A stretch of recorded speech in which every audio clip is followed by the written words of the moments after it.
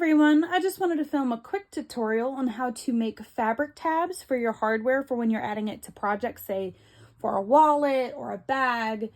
I'll show you an example real quick. This is my mini messenger bag, and I added the hardware using fabric tabs. And you can see here on this one how there's not really any give for the D-ring to go swimming. I actually just learned this method within the last year, and so I want to share this knowledge so they don't have projects like this where you don't really know what size to make, so you just kind of cut the fabric and kind of go with it. That's what I did here. And you can kind of see how that can be annoying if it's hanging on your keychain and it's swimming around like that. It's not great. So I wanted to film this tutorial so there aren't others making the same mistake that I did for however long. So what you need to know is the size of your hardware. That's going to determine the amount of fabric that you make. Now this tutorial is specific for bifold fabric tabs. There are many different ways to do it, but I'm just going to show you the way that I do it and that makes sense to me, or that is easiest for me. So, like I said, what you need to know is the size of your hardware. I've got two sitting right here. This is a 1-inch D-ring, and this is a 3/4 inch D-ring. So what you need to do is, with the bifold, it's actually 4 folds. And so knowing the size of your hardware, you would multiply that number by 4. So this is the 1-inch D-ring. You would multiply that by 4 and you get 4. So you'll need 4 inches of fabric to take up the space of the D-ring so you're not having a swimmy D-ring. Now with a 3/4 inch D-ring, you would multiply that by 4 and you would get 3. To do that in the calculator, I'll show you real quick. So to do that in the calculator, 3/4 of an inch translates to 0.75. So you would just do 0.75 and you would multiply that by 4 and you get 3. And 1 times 4 is 4. So for this one, you would use 4 inches of fabric, and this one you would use 3 inches of fabric. Now, the other measurement, however long to cut it, that doesn't matter. That's just personal preference. If you like a long tab to where you can have some of it sticking out so you can make sure that your tab is straight in the project, that's fine too. I usually just use 2 inches. That's just what I do. So we're just going to go ahead and this is a scrap piece of fabric, so I'm just going to use whatever I've got here for the tutorial sake. So I know for the 1-inch D-ring, I need 4 inches of fabric to cover this up. So what I'm going to do is take my rotary cutter right here, and I'm just going to cut it on the 4. All right. And then I'm going to take it over to the iron. This is my little Steam Fast. I love this thing. I'm just going to iron it out. And then you'll flip it so the pretty side is down. You've got your wrong side facing you.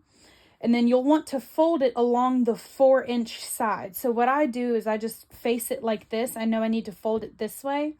And I'll fold it up and make the raw edges meet.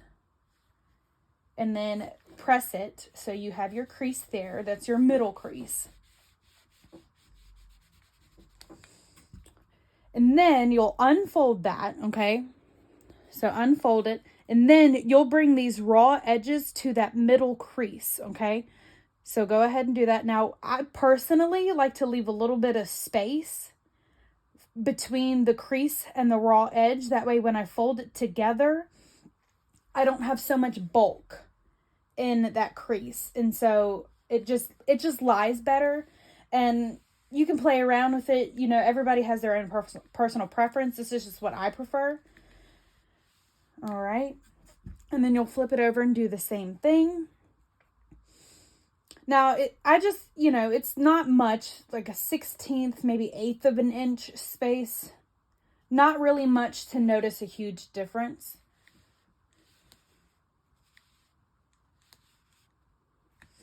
Now what I like to do is once I've got both edges folded, I will fold that down again and press it again. Just to make sure that everything is lying flat and everything's got their creases like they need. Now normally I would take this over to the sewing machine and I would stitch down this side to close in the hole, or to close, make sure that's closed. And then I would stitch another line of stitching down this side. Just again, that's personal preference. You don't have to do this one side, but you do have to do the side of the raw edges to make sure that that is closed. But for tutorial's sake, I'm not going to do that. So this was the 4-inch tab. So you'll grab your D-ring, make sure, stick it through there. And you see how that fits perfectly?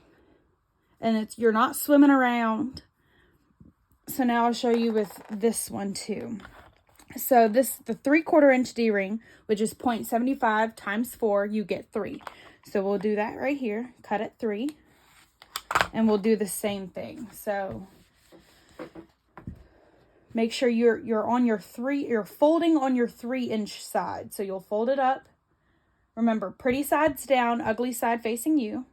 Fold your raw edges, raw edge to raw edge.